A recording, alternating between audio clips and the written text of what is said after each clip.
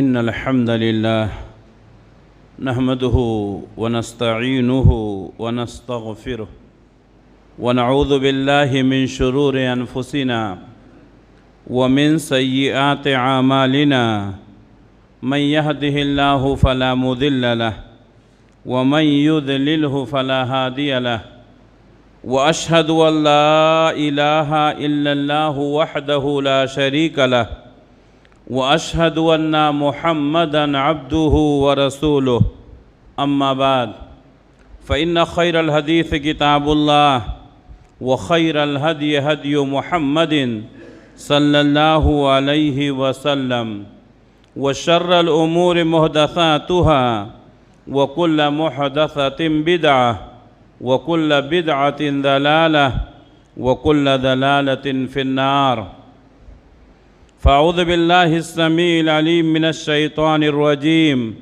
بسم الله الرحمن الرحيم قاف والقرآن المجيد بل عجبوا أن جاءهم منذر منهم فقال الكافرون هذا شيء عجيب أإذا متنا وكنا ترابا ذلك رجع بعيد قد علمنا ما تنقص الأرض منهم وعندنا كتاب حفيظ بل كذبوا بالحق لما جاءهم فهم في أمر مريج يا أيها الذين آمنوا اتقوا الله حق تقاته ولا تموتن إلا وأنتم مسلمون يا أيها الناس اتقوا ربكم الذي خلقكم من نفس واحدة وخلق منها زوجها وبث منهما رجالا كثيرا ونساء واتقوا الله الذي تساءلون به والأرحام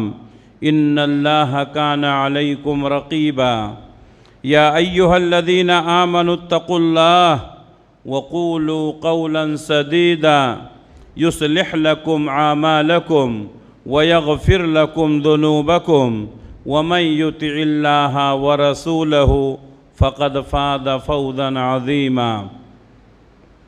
ہر طرح کی تعریف اللہ رب العالمین کے لیے لائق اور زیبا ہے، اور درود و سلام نازل ہوں اللہ کے تمام نبیوں پر، خصوصاً آخری نبی حضرت محمد مصطفیٰ صلی اللہ علیہ وسلم پر۔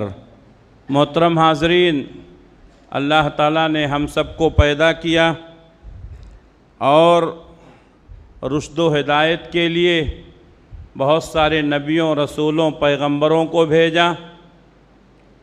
انہوں نے ہمیں یہ بتایا کہ کون سا کام ہمیں کرنا ہے اور کون سا کام نہیں کرنا ہے۔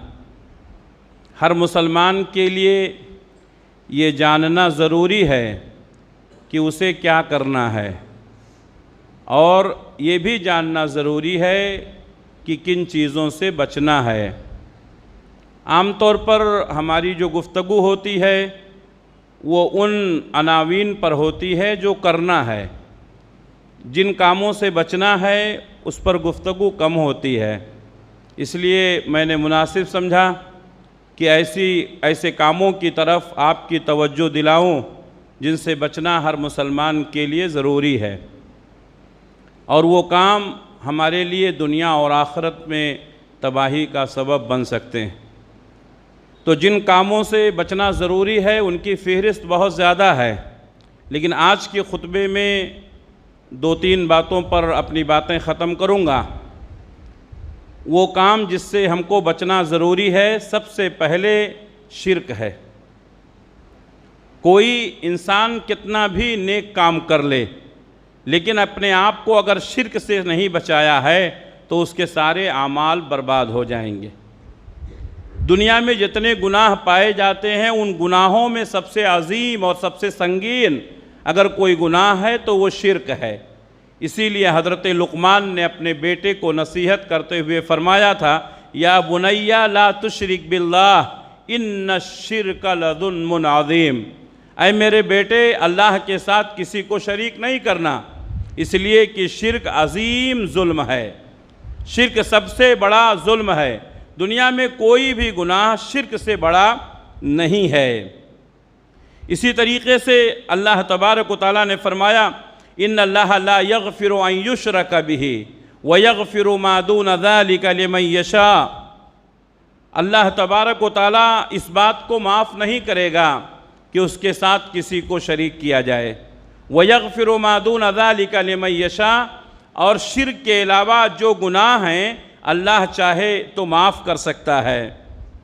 ومن یشرک باللہ ان اللہ لا یغفر ان یشرک بہ ویغفر ما دون ذلک لمن یشاء ومن یشرک باللہ فقد ضل ضلالا بعیدا، جو شخص اللہ کے ساتھ کسی کو شریک کرتا ہے تو وہ دور کی گمراہی میں چلا گیا۔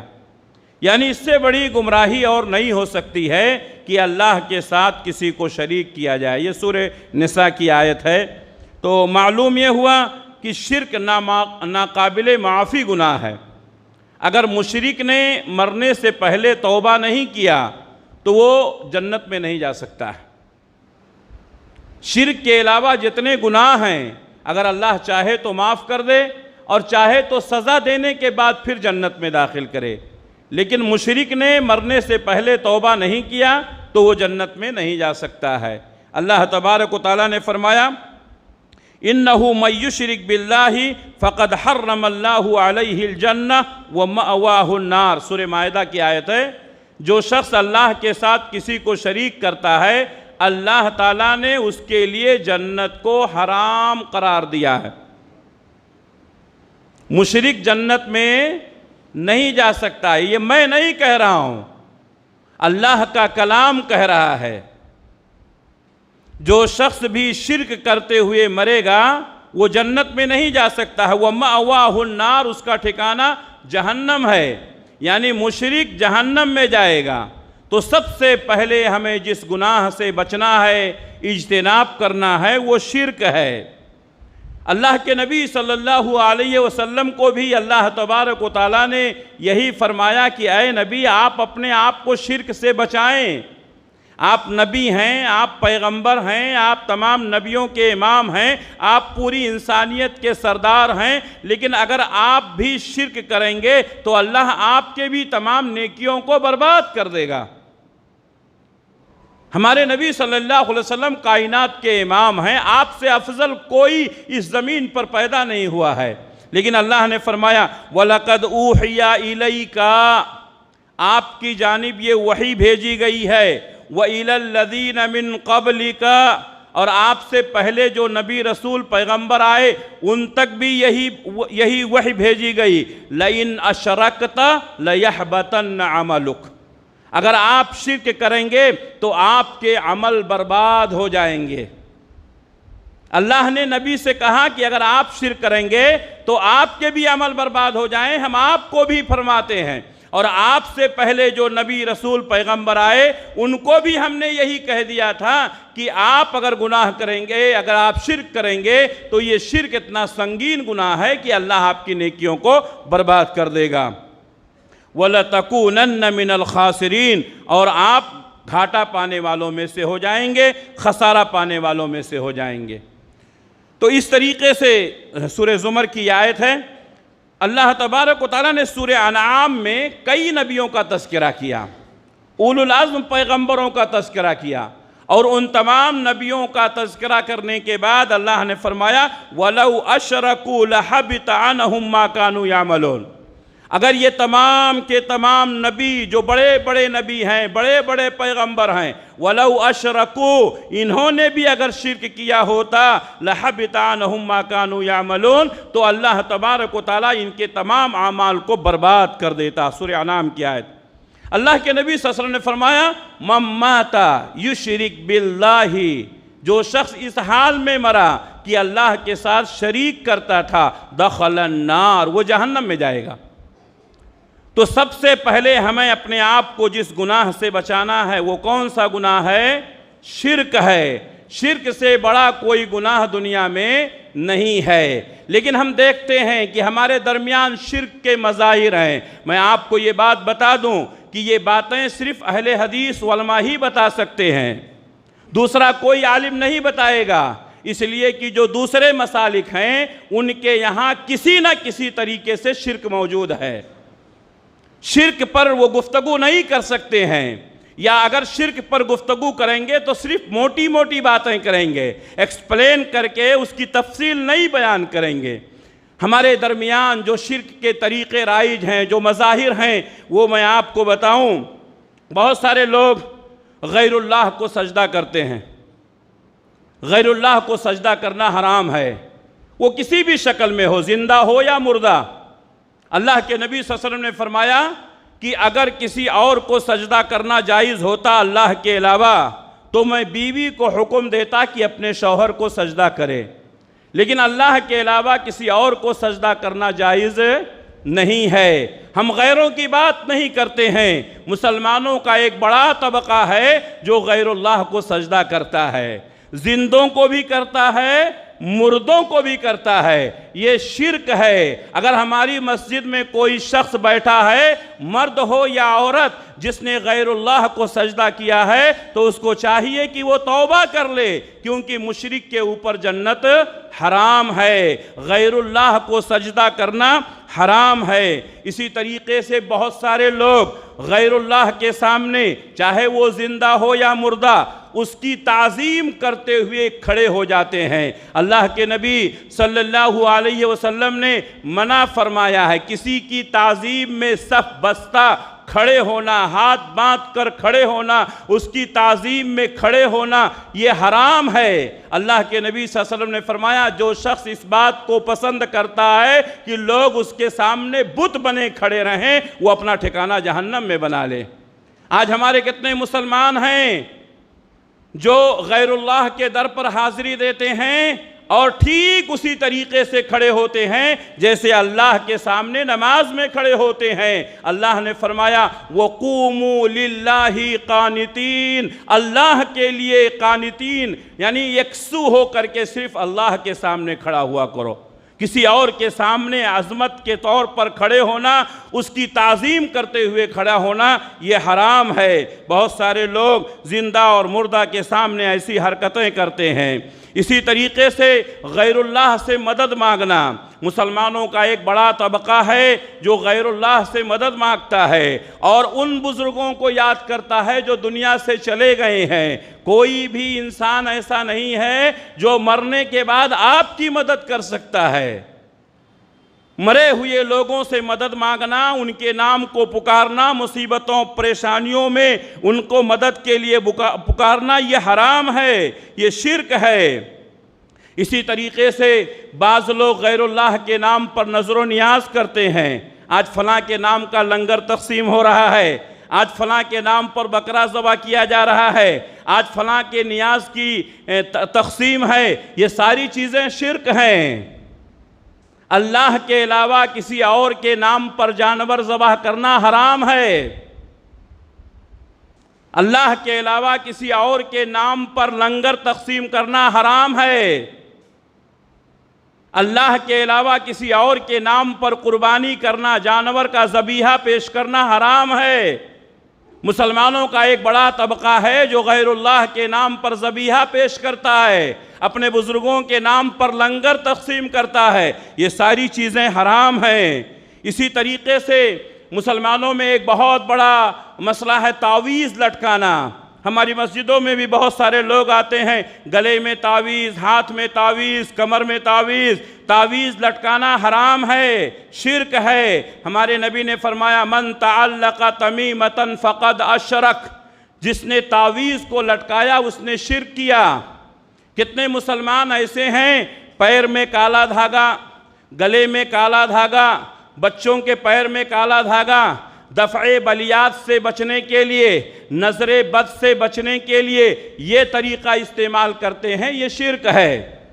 اللہ تبارک و تعالیٰ اگر آپ کو مبتلا کرنا چاہے تو یہ تعویذ اور یہ دھاگا آپ کو نہیں بچا سکتا ہے، اور اگر اللہ تبارک و تعالیٰ نہ چاہے تو آپ کو کوئی نقصان نہیں پہنچا سکتا ہے. اللہ کے نبی صلی اللہ علیہ وسلم نے پناہ کا یہ طریقہ نہیں اختیار کیا ہے اور آپ نے صحابہ کو اس سے منع کیا ہے. اسی طریقے سے بہت سارے لوگ کسی کو حاجت روا مشکل کشا سمجھتے ہیں. نہ اللہ کے علاوہ کوئی حاجت روا ہے، نہ اللہ کے علاوہ کوئی مشکل کشا ہے. حضرت ابراہیم علیہ السلام کہتے تھے وَإِذَا مَرِضْتُ فَهُوَ يَشْفِينِ، جب میں بیمار ہو جاتا ہوں تو میرا رب مجھے شفا دیتا. حکیم سے دوا لینا، ڈاکٹر سے دوا لینا یہ جائز ہے، لیکن اس دوا کے اندر اثر کون پیدا کرتا ہے؟ اللہ پیدا کرتا ہے. نہ کوئی حاجت روا ہے، نہ کوئی مشکل کشا ہے. مسلمان کتنے لوگوں کو حاجت روا اور مشکل کشا سمجھ بیٹھے ہیں. اسی طریقے سے شرک کے مظاہر جو ہمارے درمیان پائے جاتے ہیں، اس میں سے ایک یہ ہے کہ بہت سارے مسلمان اپنے گھروں میں کوئی توغرا لگا لیتے ہیں، یا اسی طریقے سے گھوڑے کی نال وغیرہ ٹھونک لیتے ہیں. بہت سارے مسلمان گھروں میں دیکھتا ہوں لوگ پھٹکری لٹکائے ہوئے ہیں. کیا یہ پھٹکری آپ کو نظر بد سے بچا سکتی ہے؟ بہت سارے لوگ اپنے گاڑیوں میں کالی رسیاں باندھ لیتے ہیں. یہ کالی رسی، یہ کالا دھاگا، یہ پھٹکری، یہ جوتے، یہ چپل، یہ آپ کو عذاب سے بچا لیں گے؟ غیروں کے بیچ میں رہتے رہتے ہمارا عقیدہ کتنا بگڑ گیا ہے. ہمیں احساس بھی نہیں ہوتا ہے کہ ہم کہاں چلے جا رہے ہیں. عبداللہ ابن مسعود رضی اللہ تعالیٰ عنہ اپنے گھر میں گئے، دیکھا کہ ان کی بیوی ایک تعویذ پہنے ہوئے ہے. تو کہا کہ یہ تم نے کیا پہن رکھا ہے؟ تو کہا میرے آنکھوں میں چبھن ہو رہی تھی، جس کی وجہ سے میں نے یہ تعویذ پہن لیا ہے. جب سے میں نے یہ تعویذ پہنا ہے مجھے بہت راحت محسوس ہو رہی ہے. عبداللہ ابن مسعود رضی اللہ تعالیٰ عنہ نے وہ تعویذ کاٹ کر پھینک دیا. کہا اللہ کی بندی، وہ شیطان تھا جو تیرے آنکھوں میں کچوکے لگا رہا تھا، اور جب تم نے اللہ کے ساتھ شرک کیا، تعویذ پہن لیا، تو شیطان نے تیرے آنکھوں میں کچوکے لگانا بند کر دیا. آج ہمارے بہت سارے لوگ سوچتے ہیں تعویذ پہننے سے راحت مل جاتی ہے. شیطان تمہارا پیچھا چھوڑ دیتا ہے اس لیے کہ شرک کروا دیا ہے. اور شیطان کی سب سے بڑی کوشش یہ ہوتی ہے کہ انسان سے شرک کروا دے تاکہ اس کو جنت سے محروم کر دے. میرے بھائیو، جان چلی جائے، اللہ کی امانت ہے، مرنا ہے، لیکن شرک کا راستہ نہ اپنائیں. یہ شرک کے چند نمونے ہیں جو ہمارے درمیان پائے جاتے ہیں. اللہ سے دعا ہے کہ اللہ تبارک و تعالی ہمیں ایسے شرکیہ کاموں سے محفوظ رکھے.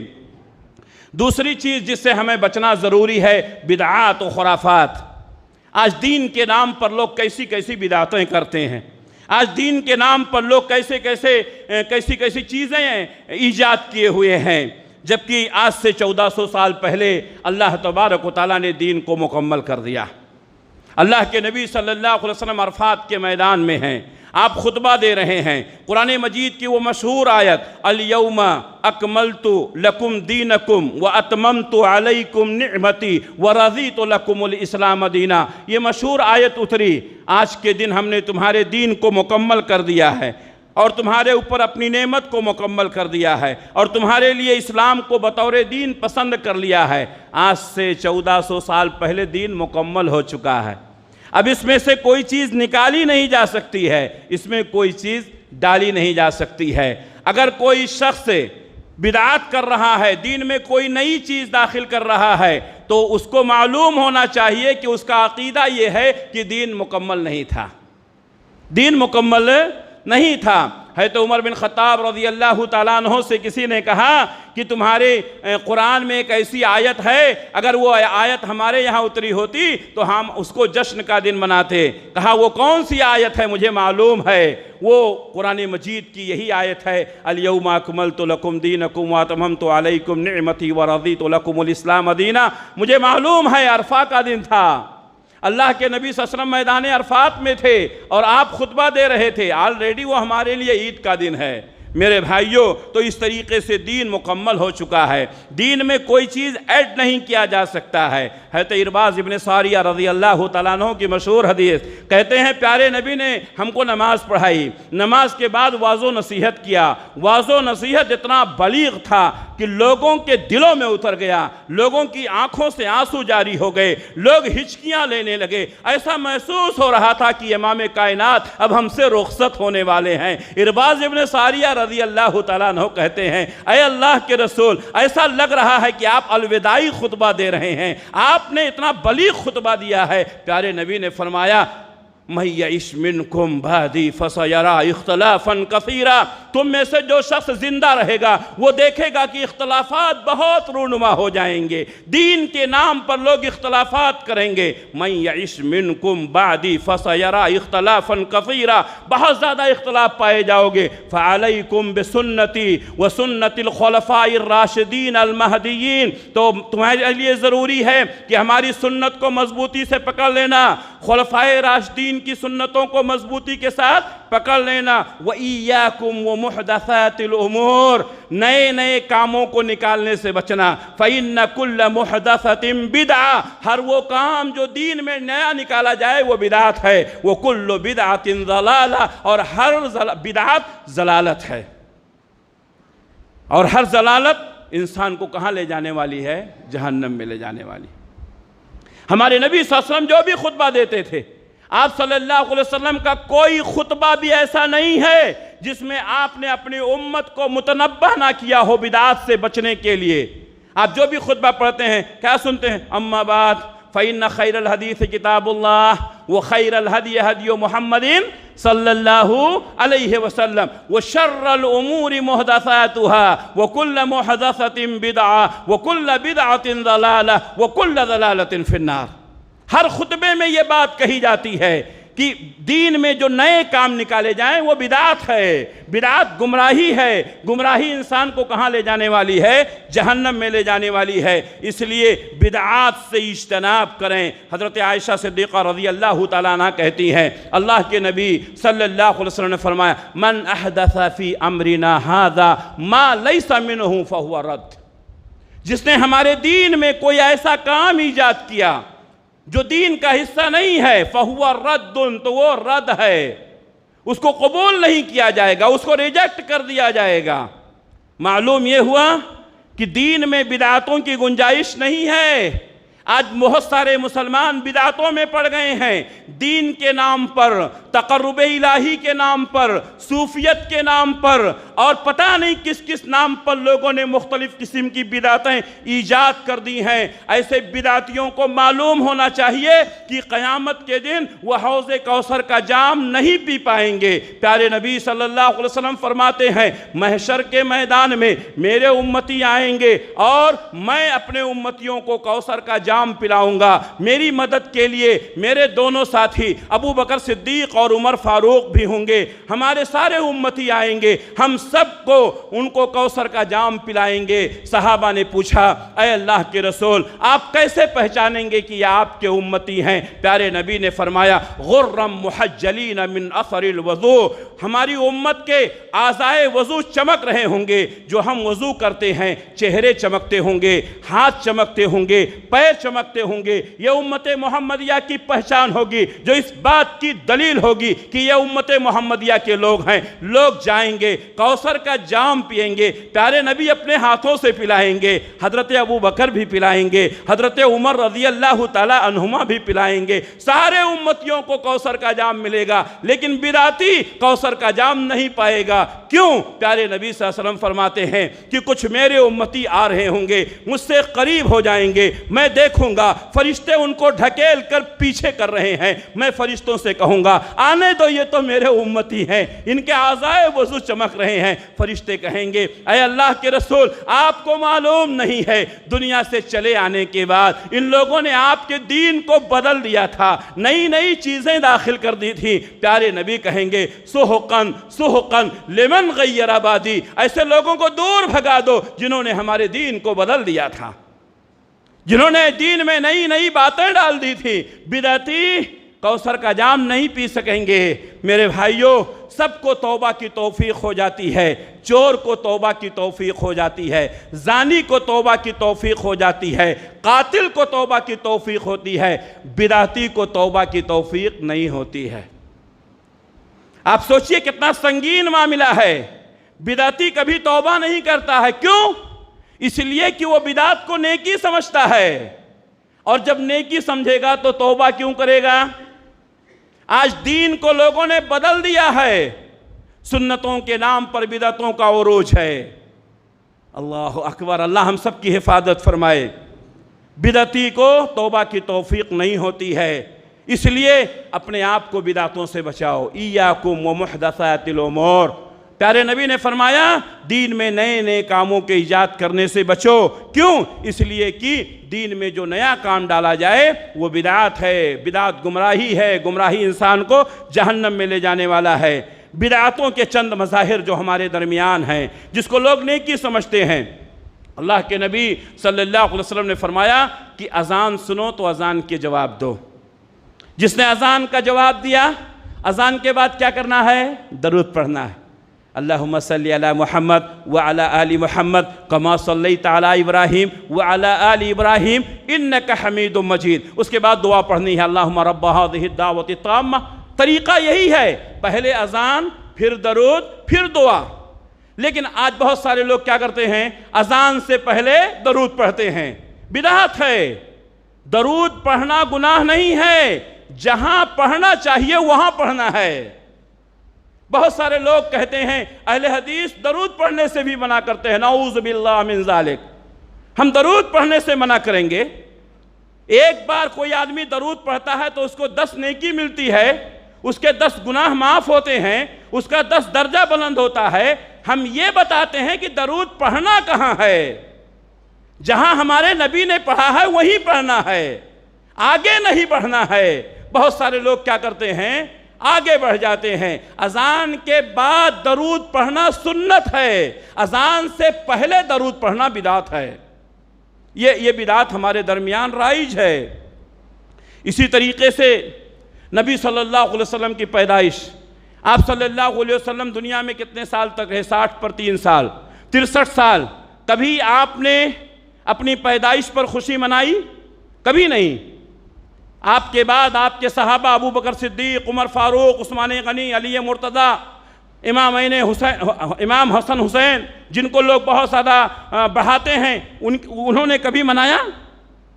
کسی بھی صحابی نے نبی صلی اللہ علیہ وسلم کی پیدائش کا جشن منایا؟ ارے یہ تو عیسائیوں کا طریقہ ہے۔ عیسائی کرسچن اپنے نبی کا پیدائشی دن مناتے ہیں، یہ مسلمانوں کا طریقہ نہیں ہے۔ لیکن یہ بدعتیں دھیرے دھیرے مسلمانوں میں آ گئیں اور لوگوں نے نبی صلی اللہ علیہ وسلم کی پیدائش کا جشن منانا شروع کر دیا، جشن میلاد النبی کے نام پر۔ اسی طریقے سے بہت ساری بدعتیں ہیں، جس میں سے ایک بدعت یہ ہے کہ بعض لوگ نماز کے بعد روضے کی طرف، اللہ کے نبی صلی اللہ علیہ وسلم کے قبر کی طرف کھڑے ہو جاتے ہیں۔ نبی کے اوپر درود پڑھنا سنت، نبی کو سلام بھیجنا سنت۔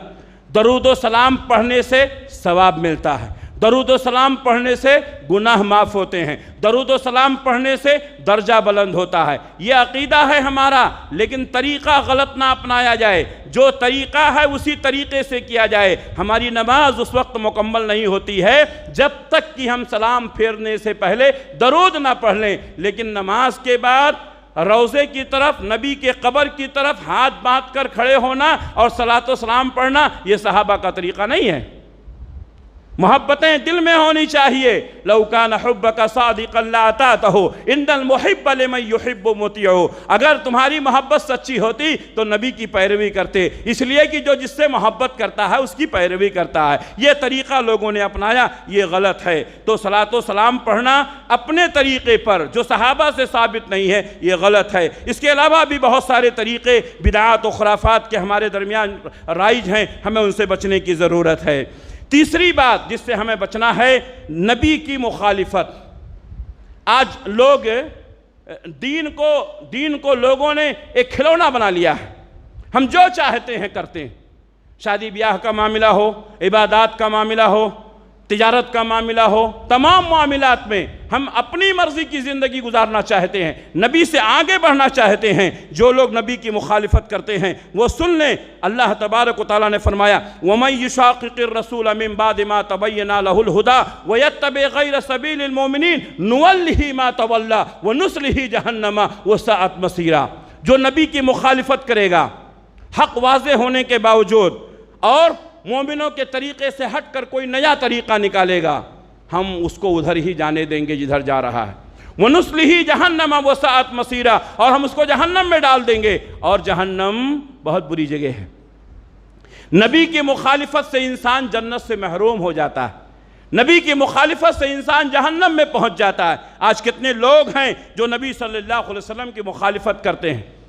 اللہ کے نبی صلی اللہ علیہ وسلم کے سامنے ایک نوجوان تھا، بائیں ہاتھ سے کھانا کھا رہا، صحیح مسلم کی حدیث ہے، وہ بائیں ہاتھ سے الٹے ہاتھ سے کھانا کھا رہا تھا۔ ہمارے نبی نے فرمایا کل بے یمینک، داہنے ہاتھ سے کھاؤ۔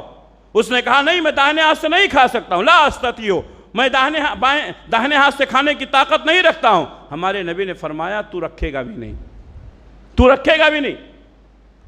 اس نے نبی کی مخالفت میں یہ بات کہی، داہنے ہاتھ سے وہ کھا سکتا تھا لیکن پھر بھی اس نے نبی کی بات نہیں مانی، بائیں ہاتھ سے کھایا۔ اللہ کے نبی صلی اللہ علیہ وسلم نے فرمایا کہ تو داہنے ہاتھ سے نہیں کھا سکے گا۔ صحابہ کرام کہتے ہیں وہ نوجوان زندگی بھر اپنا داہنا ہاتھ اپنے منہ تک نہیں لے جا سکا۔ آج کتنے لوگ ہیں جو سنتوں کی مخالفت کرتے ہیں؟ بائیں ہاتھ سے کھانا کھانا سنت کی مخالفت ہے، نبی کی مخالفت ہے۔ اللہ تبارک و تعالیٰ نے قرآن مجید میں فرمایا کہ جو لوگ نبی کی مخالفت کرتے ہیں ان کو ڈرنا چاہیے کہ کہیں ان کے اوپر اللہ کا عذاب نہ آ جائے، وہ کسی بڑی مصیبت میں اور فتنے میں نہ مبتلا ہو جائیں۔ نبی کی مخالفت کو ہم نے معمولی سمجھ لیا ہے۔ کتنے لوگ ہیں جو رفع الیدین کی سنت سے محروم ہیں، کتنے لوگ ہیں جو آمین کی سنت سے محروم ہیں، کتنے لوگ ہیں جو تشہد میں انگلی اٹھانے کی سنت سے محروم ہیں۔ ہم نبی کی مخالفت کر رہے ہیں، ہم یہ سمجھتے ہیں ہم کسی مسلک کی مخالفت کر رہے ہیں۔ نبی کی مخالفت کرنے والا جنت سے محروم ہو سکتا ہے۔ اگر لا علمی میں یہ کام کوئی کرتا تھا تو آج سے اپنی اصلاح کر لے، اور اگر جان بوجھ کر کرتا تھا تو توبہ کر لے، نبی کی سنتوں کو اپنانے کی کوشش کرے، اس لیے کہ ہم نے نبی کا کلمہ پڑھا ہے۔ قیامت کے دن نبی صلی اللہ علیہ وسلم کے امتی کی حیثیت سے ہم جنت میں جانا چاہتے ہیں تو ہمیں چاہیے کہ نبی کی سنتوں پر عمل کریں۔ اللہ تبارک و تعالیٰ نے فرمایا ما آتاکم الرسول فخذوہ وما نہاکم عنہ فانتہوا، رسول جو تم کو دیں اس کو تم لے لو، وما نہاکم عنہ فانتہوا، اور رسول جس سے تم کو منع کرے اس سے تم رک جاؤ۔ ہم کہاں جا رہے ہیں؟ ہم کس کی باتوں پر عمل کر رہے ہیں؟ میرے بھائیوں، نبی کی مخالفت انسان کو جنت سے محروم کر سکتی ہے۔ آج مسلمانوں کا ایک بہت بڑا طبقہ ہے جو نبی صلی اللہ علیہ وسلم کی سنتوں کی مخالفت کر رہا ہے، جبکہ اللہ تبارک و تعالیٰ نے فرمایا مَن یُطِعِ الرَّسُولَ فَقَدْ اطاع اللَّہ، جس نے رسول کی پیروی کی اس نے کس کی پیروی کی؟ اللہ کی پیروی کی۔ وَمَن تَوَلَّى، اور جس نے رسول کی نافرمانی کی فَمَا أَرْسَلْنَاكَ عَلَيْهِمْ حَفِيظًا، ہم نے آپ کو ان کے اوپر دربان بنا کر نہیں بھیجا۔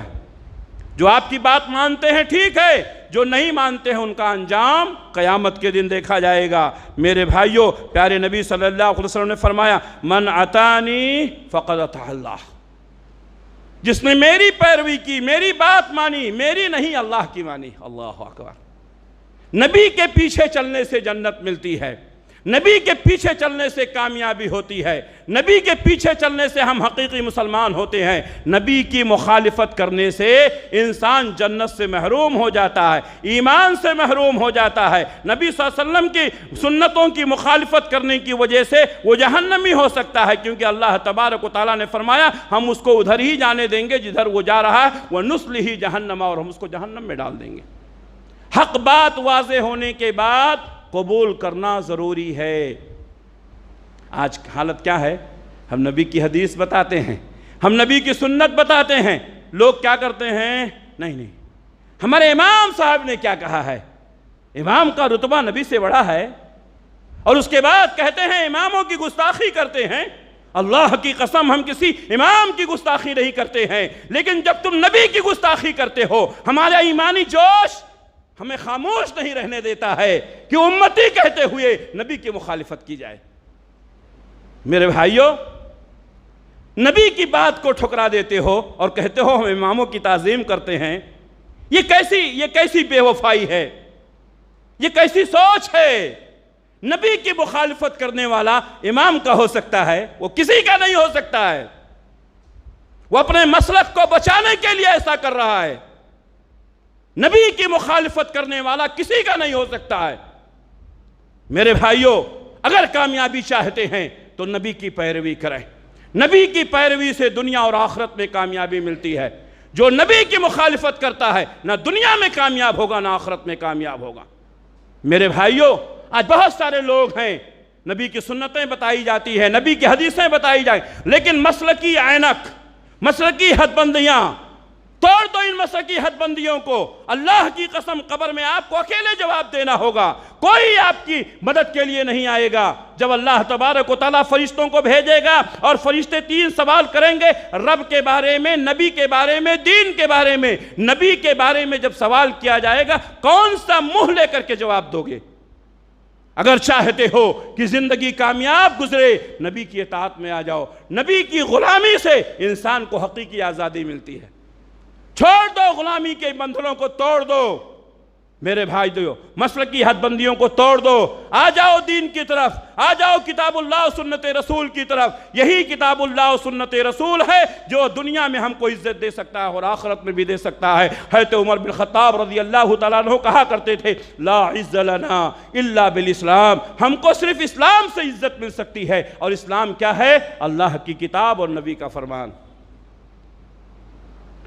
انسانوں کی بات، عام لوگوں کی بات کرتے ہیں۔ اللہ تعالیٰ نے انبیاء سے یہ عہد و پیمان لیا ہے کہ کسی نبی کی موجودگی میں اگر نبی محمد صلی اللہ علیہ وسلم آ جائیں تو اپنی نبوت سے دستبردار ہو کر کے وہ نبی کی اطاعت کو قبول کرے۔ نبیوں کو بھی ہمارے نبی کی اطاعت کرنی ہے۔ آپ نے فرمایا لو بدا لکم موسیٰ، اگر موسیٰ علیہ السلام دوبارہ دنیا میں آ جائیں، وَاتَّبَعْتُمُوهُ، اور تم موسیٰ کے پیچھے چلنے لگو، وَتَرَكْتُمُونِي، اور مجھے چھوڑ دو، لَزَلَلْتُمْ عَنْ سَوَاءِ السَّبِيلِ، تو سیدھے راستے سے بھٹک جاؤ گے۔ اللہ اکبر! کون ہے موسیٰ؟ اولو العزم پیغمبروں میں سے ہیں۔ موسیٰ کلیم اللہ ہیں جنہوں نے کوہ طور پر اللہ سے گفتگو کی تھی۔ موسیٰ وہ ہیں جنہوں نے رب کو دیکھنے کی خواہش ظاہر کی تھی۔ موسیٰ کلیم اللہ ہیں۔ پیارے نبی نے فرمایا موسیٰ دوبارہ دنیا میں آ جائیں اور تم موسیٰ کے پیچھے چلنے لگو، مجھے چھوڑ دو، لَزَلَلْتُمْ عَنْ سَوَاءِ السَّبِيلِ، تو سیدھے راستے سے بھٹک جاؤ گے۔ معلوم یہ ہوا کہ ہمارے نبی کے بعد کسی نبی کی نہیں چلتی ہے، اماموں کی بات کرتے ہو۔ میرے بھائیو، توبہ کر لو، توبہ کر لو، توبہ کر لو، نبی کی طرف آ جاؤ، نبی کی سنتوں سے محبت کرو، نبی کی باتوں پر عمل کرو۔ نبی کی باتوں پر عمل کرنے سے جنت ملے گی۔ اللہ سے دعا ہے کہ اللہ تبارک و تعالی ہمیں نبی کریم صلی اللہ علیہ وسلم سے حقیقی محبت کرنے کی توفیق عنایت فرمائے۔ یہ سلسلہ انشاءاللہ جاری رہے گا کہ ہمیں کن باتوں سے بچنا ہے۔ آج کی جمعہ کے خطبے میں نے 3 باتیں بتائیں، ان تینوں باتوں سے ہمیں اپنے آپ کو بچانا ضروری ہے۔ نمبر 1 شرک، یہ سب سے بڑا گناہ ہے۔ نمبر 2 بدعات، نمبر 3 نبی کی مخالفت۔ یہ 3 کام آج میں نے خطبے میں بیان کیا ہے۔ اللہ سے دعا ہے کہ اللہ تبارک و تعالی ہمیں ان کاموں سے بچنے کی توفیق عنایت فرمائے، اجتناب کرنے کی توفیق عنایت فرمائے۔ اللہ ہم سب کو سچا پکا مسلمان بنائے، نبی کی سنتوں پر عمل کرنے کی توفیق عنایت فرمائے۔ بدعات و خرافات سے اللہ ہم سب کی حفاظت فرمائے۔ اللہ جب تک دنیا میں رکھے اسلام پر قائم رکھے، خاتمہ ہو تو ایمان بالخیر پر ہو۔ ربنا تقبل منا انک انت السمیع العلیم وتب علینا انک انت التواب الرحیم برحمتک یا ارحم الراحمین، آمین۔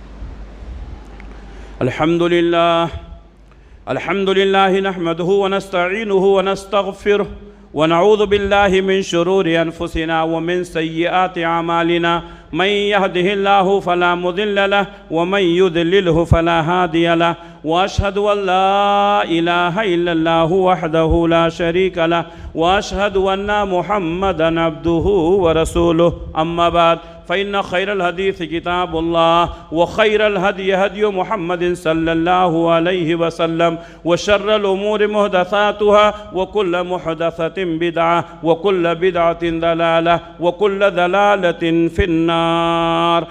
فاعوذ باللہ السمیع العلیم من الشیطان الرجیم بسم اللہ الرحمن الرحیم ان اللہ وملائکتہ یصلون علی النبی یا ایہا الذین آمنوا صلوا علیہ وسلموا تسلیما اللہم صلی علی محمد وعلی آل محمد کما صلیت علی ابراہیم وعلی آل ابراہیم انک حمید مجید اللہم بارک علی محمد وعلی آل محمد کما بارکت علی ابراہیم وعلی آل ابراہیم انک حمید مجید اللہم انصر من نصر دین محمد صلی اللہ علیہ وسلم وجعلنا منہم واخذل من خذل دین محمد صلی اللہ علیہ وسلم ولا تجعلنا منہم عباد اللہ رحمكم الله إن الله يأمر بالعدل والإحسان وإيتاء ذي القربى وينهى عن الفحشاء والمنكر والبغي